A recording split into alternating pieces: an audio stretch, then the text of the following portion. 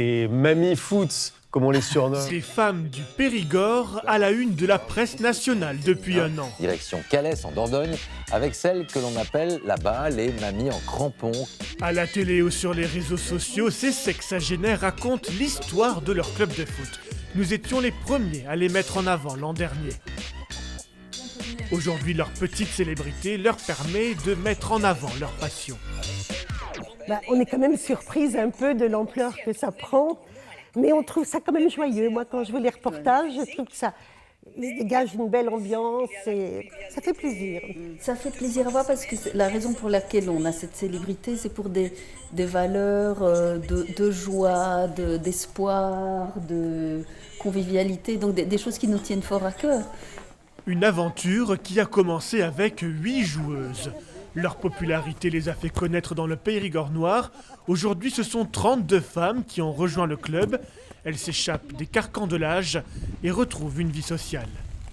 Les émotions que ça évoque dans notre corps, en fait, c'est ça qui fait le succès. Parce qu'on retrouve vraiment des sentiments de jeunesse, de liberté.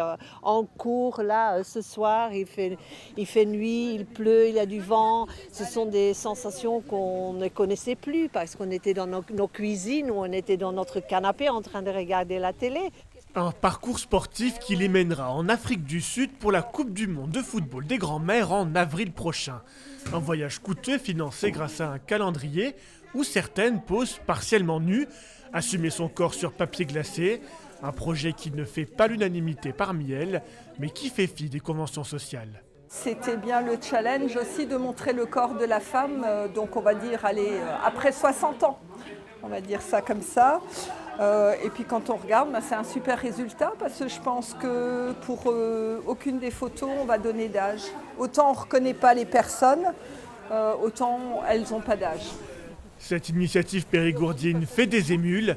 Des femmes seniors ont créé leur club en Aveyron ou en Franche-Comté.